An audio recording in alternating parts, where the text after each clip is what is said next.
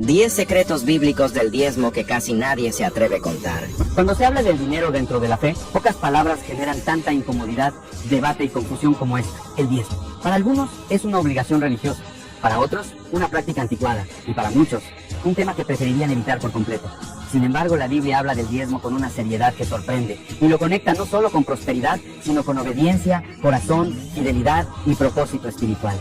Hoy vamos a explorar algo más profundo que una simple regla. En este video no vamos a hablar de números, porcentajes o cuentas bancarias. Vamos a hablar de principios espirituales que atraviesan toda la Escritura. Principios que existen desde antes de la ley, que Jesús mismo mencionó, y que siguen teniendo consecuencias espirituales hoy. Tal vez nunca nadie te explicó el diezmo de esta manera. Tal vez siempre lo viste como una carga, o tal vez como una fórmula para recibir bendiciones. Pero lo que vas a descubrir aquí es que el diezmo es, en realidad, un termómetro del corazón. Y cuando entiendes eso, todo cambia. Número 10. El diezmo existía antes de la ley de Moisés. Uno de los mayores malentendidos sobre el diezmo es creer que es simplemente una invención de la ley de Moisés, que apareció de repente como una regla religiosa más, impuesta a un pueblo para sostener un sistema. Pero cuando uno abre la Biblia y mira con atención, descubre algo inquietante. El diezmo es mucho más antiguo que la ley. La primera vez que aparece no es en Levítico, ni en Deuteronomio, ni en Números. Aparece en Génesis. Mucho antes de que existiera Israel como nación. Mucho antes de que hubiera sacerdocio levítico. Mucho antes de que se escribieran los mandamientos.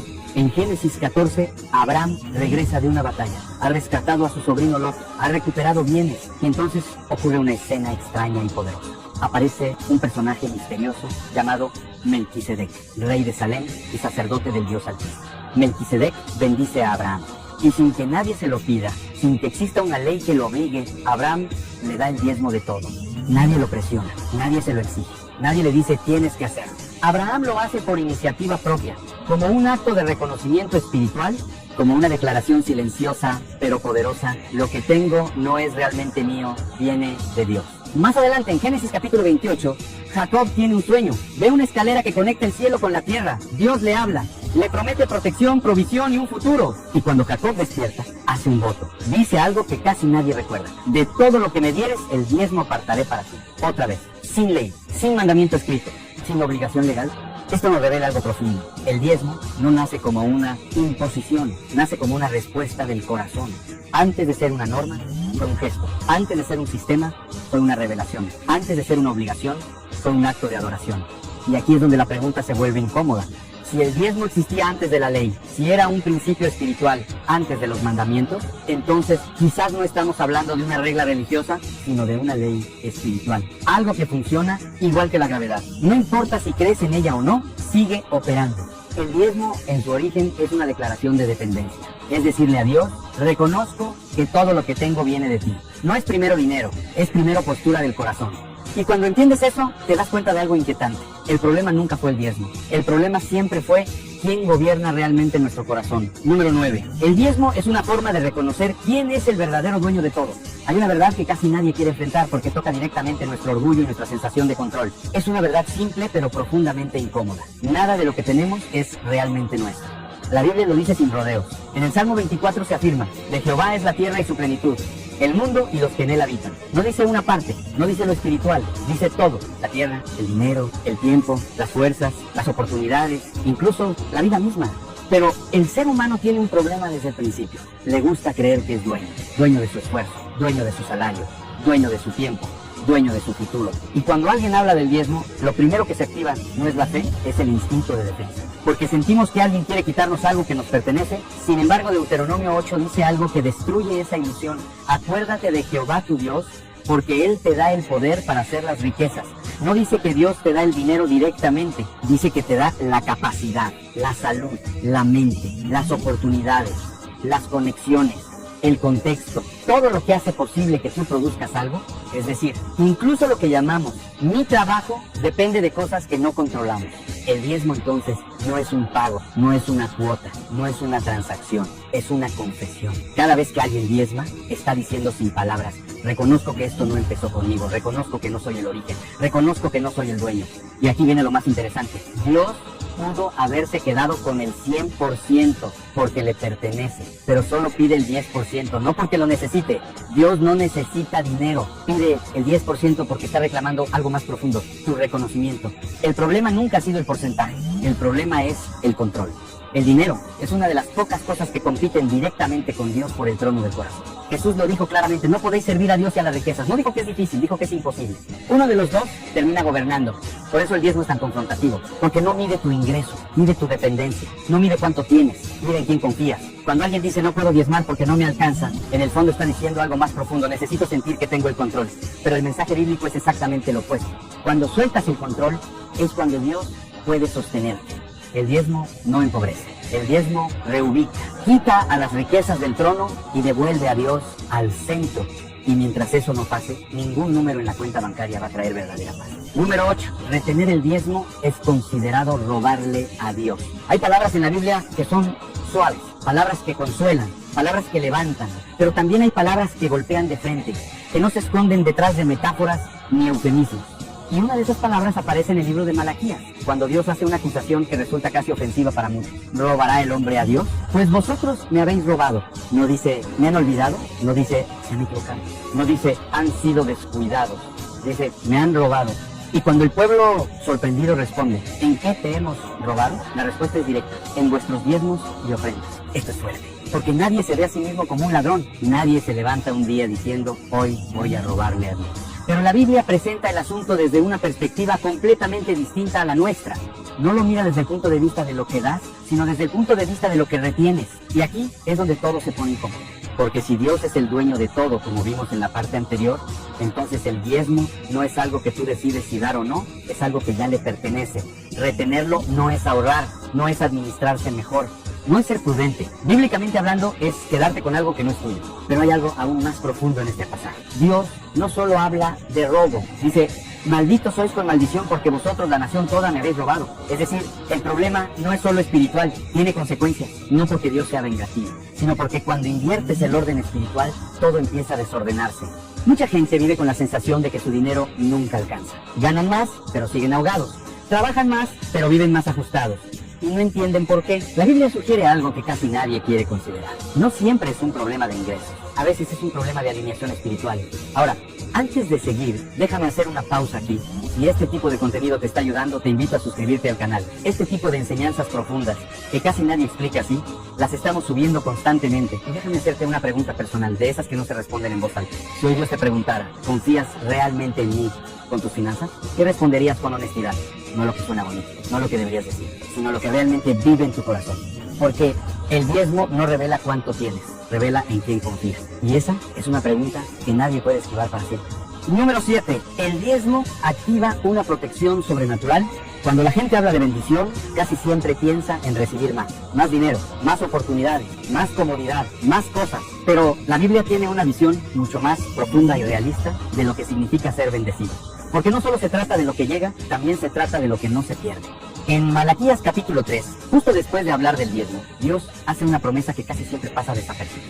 Dice, reprenderé también por vosotros al devorador y no os destruirá el fruto de la tierra. Esa palabra, el devorador, es inquietante. No habla de una crisis económica específica. No habla de una desgracia puntual. Habla de algo que consume, que desgasta, que arruina sin que te des cuenta. Todos conocemos a alguien. Personas que trabajan duro, que se esfuerzan, que no son irresponsables. Pero siempre hay algo que se traga su dinero. Una enfermedad inesperada, un gasto absurdo, una mala decisión, una pérdida constante, como si hubiera un agujero invisible en sus finanzas.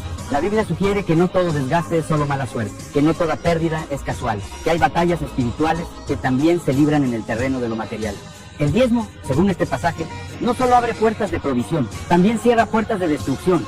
Y esto es importante, porque muchas personas viven enfocadas únicamente en cuánto ganan, pero no en cuánto pierden. No se dan cuenta de que puedes recibir más y aún así terminar peor si no hay protección. Dios no promete que el que diezma nunca tendrá problemas. Eso no es lo que dice el texto. Lo que promete es algo más sutil y más poderoso, que habrá una intervención divina contra lo que destruye. Y aquí viene una verdad incómoda. Hay pérdidas que no se explican solo con lógica. Hay ciclos de ruina que parecen repetirse. Hay puertas que siempre se cierran en el peor momento.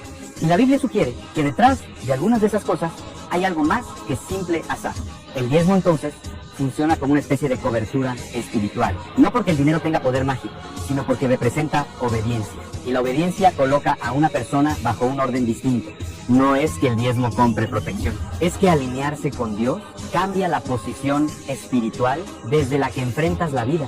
Mucha gente dice, yo no necesito diezmar, yo me cuido solo, pero la realidad es que nadie puede controlarlo todo, nadie puede preverlo todo, nadie puede blindarse contra todo. Todos somos frágiles, todos estamos expuestos. Y la Biblia presenta una idea provocadora. Hay batallas que no se ganan trabajando más, se ganan caminando en obediencia. Porque a veces la mayor bendición no es lo que Dios te da, sino lo que Dios no deja que te quite. Número 6. El propósito del diezmo es sostener la obra de Dios. Una de las críticas más comunes cuando se habla del diezmo es esta. Eso es solo para enriquecer iglesias o líderes. Y seamos honestos. A lo largo de la historia han existido abusos reales, personas que usaron lo sagrado para beneficio personal, sistemas corruptos, manipulación espiritual. Pero la existencia de falsificaciones no anula la existencia de lo verdadero. Para entender el diezmo correctamente, hay que volver al propósito original que presenta la Biblia. En Malaquías capítulo 3, versículo 10, Dios dice, traed todos los diezmos al alfolí y haya alimento en mi casa. Esa frase es clave, que haya alimento en mi casa. El diezmo no nace para enriquecer a individuos, nace para sostener la obra, para que el servicio espiritual funcione, para que haya enseñanza, para que haya cuidado, para que haya tiempo dedicado a lo que no produce dinero, pero sí transforma vidas. En el Antiguo Testamento, los levitas no recibían heredad como las otras tribus, no tenían tierras, no tenían negocios. Su trabajo era servir en lo espiritual, enseñar la ley, cuidar el templo, atender al pueblo, y Dios establece que su sustento venga del diezmo del pueblo, no como un privilegio, sino como un sistema funcional. Números capítulo 18, versículo 21, lo dice claramente. El diezmo era la provisión para los que servían en el tabernáculo. Esto revela algo importante. Dios siempre ha usado a personas para cumplir propósitos espirituales. Y esas personas necesitan comer, vivir, mantenerse, igual que cualquiera. El problema aparece cuando la gente confunde el mal uso con el propósito original. Es como decir que, porque existen médicos corruptos, entonces la medicina no sirve. El diezmo no es para construir imperios personales, es para mantener viva la obra. Pero aquí hay algo más profundo todavía. Cuando una persona diezma, no solo está dando dinero, está diciendo, esto importa, esto vale la pena, esto merece ser sostenido.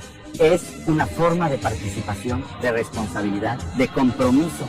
Mucha gente quiere recibir enseñanza, ayuda, consejo, acompañamiento espiritual, pero no quiere ser parte del costo que eso implica. La Biblia presenta el diezmo como una forma de cargar juntos el peso de la obra. Y aquí viene una verdad que pocos dicen. Si nadie sostuviera la obra, simplemente no existiría. No habría tiempo para enseñar, no habría estructura, no habría continuidad. El diezmo, bien entendido, no es un impuesto religioso, es una inversión en lo eterno. No estás dando para que alguien tenga más, estás dando para que la luz siga encendida. Y cada vez que alguien es enseñado, ayudado, restaurado o guiado, hay una cadena invisible de fidelidad detrás que lo hizo posible. Número 5. Dios usa el diezmo como prueba de fidelidad. Si hay algo que la Biblia deja claro es que Dios no está interesado solo en lo que hacemos, sino en por qué lo hacemos. No está buscando actos mecánicos, está observando el corazón y en ese sentido el dinero es uno de los instrumentos de prueba más efectivos que existen. En Malaquías capítulo 3, versículo 10, Dios dice algo que no se repite en ningún otro lugar de la Escritura. Probadme ahora en esto. Es una frase sorprendente. En casi toda la Biblia, Dios dice que no hay que ponerlo a prueba. Pero aquí hace una excepción. Y no es sobre ayuno, no es sobre oración, no es sobre sacrificios, es sobre el diezmo. ¿Por qué? Porque el dinero toca una zona extremadamente sensible del alma humana, la seguridad. La mayoría de las personas no confían en Dios con lo que más temen perder. Confían en Él para lo espiritual, para lo invisible, para lo eterno. Pero cuando se trata de lo práctico, de lo diario, de lo que paga cuentas, ahí aparece el miedo. El diezmo se convierte entonces en una prueba de confianza. No porque Dios necesite saber algo, Él ya lo sabe, sino porque nosotros necesitamos descubrir dónde está realmente nuestra fe. Es fácil decir, confío en Dios. Es mucho más difícil demostrarlo cuando implica soltar algo que consideras vital. Dios no dice probadme en todo, dice probadme en esto. Como si supiera que este es uno de los puntos donde más cuesta obedecer. Y luego viene la promesa. Si no, os abriré las ventanas de los cielos y derramaré sobre vosotros bendición hasta que sobreabunde. Pero la promesa no viene antes de la prueba, viene después. Primero está el paso de fe, después está la confirmación. Muchos quieren ver primero y obedecer después. Pero el orden bíblico casi siempre es el contrario. Obedecer primero, ver después. El diezmo revela si nuestra relación con Dios es solo teórica o realmente práctica. Revela si confiamos en Él solo cuando todo está bajo control o también cuando no lo está. Y aquí hay algo importante. Dios no promete hacer rico a todo el que diezma. Eso no es lo que dice el texto. Lo que promete es intervención divina, provisión, respaldo, respuesta. La fidelidad no es un intercambio comercial, es una postura de vida. Cuando alguien es fiel en lo pequeño, demuestra que puede ser confiable en lo grande. Y el dinero, aunque parezca material, es una de las pruebas espirituales más profundas que existen. Porque al final no se trata de cuánto das, se trata de si Dios puede confiar en ti. Y esa es una pregunta que cada persona responde no con palabras, sino con decisiones. Número 4. El diezmo enseña a vencer la avaricia. La avaricia es uno de los pecados más silenciosos y más aceptados de nuestra época. No se ve tan fea como otros, no hace tanto ruido, no escandaliza, pero la Biblia la trata con una seriedad absoluta. Jesús habló de ella más veces de lo que muchos recuerdan. Y no por casualidad. El problema con la avaricia no es solo que ama el dinero, es que confía en él. Jesús dijo, donde esté vuestro tesoro, allí estará también vuestro corazón. No dijo que el dinero sigue al corazón, dijo que el corazón sigue al dinero. Es decir, aquello en lo que más inviertes, aquello que más proteges, aquello que más temes perder, termina gobernando tus decisiones. Por eso el dinero no es neutral, es un imán espiritual. Y el diezmo funciona como un entrenamiento del alma, un ejercicio constante que le recuerda al corazón que no todo gira alrededor de acumular. Cada vez que alguien diezma, está haciendo algo antinatural para la lógica humana. Está soltando cuando podría retener. Está dando cuando podría guardar. Está priorizando lo eterno sobre lo inmediato. Eso debilita el poder de la avaricia. Pablo escribe en 1 Timoteo capítulo 6 versículo 10, porque raíz de todos los males es el amor al dinero. No dice que el dinero sea malo, dice que el amor al dinero lo es. Y ese amor no se quita con discursos, se quita con práctica. El diezmo no elimina la tentación, pero sí rompe el hábito de aferrarse. Vivimos en una cultura que nos enseña a acumular, a asegurar, a guardar, a protegernos, y no todo eso es malo. El problema es cuando la seguridad deja de estar en Dios y pasa a estar en la cuenta bancaria. El diezmo vuelve a colocar el corazón en su lugar. Es una forma regular de decirle al alma, no todo lo que recibes es para quedarte. Y aquí hay algo curioso. Muchas personas dicen que diezmar es difícil, pero lo cierto es que solo es difícil al principio. Porque al principio estás luchando contra un hábito interior, contra el miedo, contra la sensación de pérdida. Pero con el tiempo ocurre algo extraño. Dar se vuelve parte de tu identidad. Ya no lo ves como una pérdida, lo ves como una declaración de libertad. La avaricia promete seguridad, pero nunca la cumple. Siempre pide un poco más. Siempre dice, cuando tengas un poco más, entonces estarás tranquilo. Y ese día nunca llega. El diezmo corta ese ciclo. No porque te haga menos dependiente del dinero, sino porque te hace más dependiente de Dios. Y esa es una dependencia que paradójicamente trae paz. Número 3. Jesús confirmó el principio del diezmo. Uno de los argumentos más usados para descartar el diezmo es este. Eso era del Antiguo Testamento. Jesús vino a cambiar todo esto. Y es cierto que Jesús vino a cambiar muchas cosas, pero hay una diferencia enorme entre cumplir algo y abolirlo. En Mateo capítulo 23, versículo 23, Jesús les dice a los fariseos, ¡ay de vosotros, escribas y fariseos hipócritas, porque diezmáis la menta, el eneldo y el comino, y dejáis lo más importante de la ley, la justicia, la misericordia y la fe? Esto era necesario hacer sin dejar de hacer aquello. Esa última frase es clave, sin dejar de hacer aquello. Jesús no les dice, dejen de diezmar. Les dice, no conviertan el diezmo en un reemplazo de la obediencia verdadera. El problema no era el diezmo, el problema era el corazón con el que lo hacían. Ellos cumplían la regla, pero eran injustos. Daban el porcentaje, pero no tenían misericordia. Eran exactos con el dinero, pero duros con las personas. Y Jesús los confronta no por diezmar, sino por usar el diezmo como excusa para no cambiar por dentro. Esto revela algo importante. Jesús no estaba interesado en menos compromiso, estaba interesado en más profundidad. El Evangelio no baja el estándar, lo sube. Si en el Antiguo Testamento el diezmo era una expresión externa de obediencia, en el Nuevo Testamento se convierte en algo que deben hacer desde adentro. Jesús no elimina el principio, elimina la hipocresía. Y aquí hay algo que muchos no quieren ver. Jesús habló más del dinero que de muchos otros temas, porque sabía que el dinero es uno de los mayores competidores del corazón humano. No dijo, den si les sobra.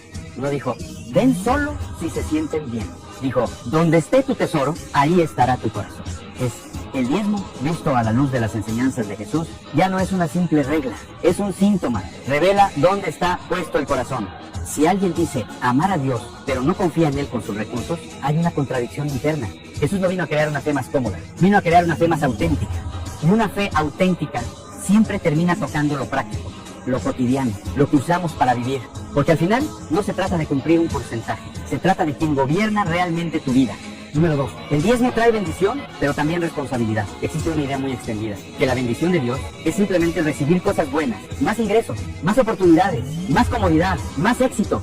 Pero la Biblia presenta una visión más completa y más exigente. Toda bendición también trae una responsabilidad.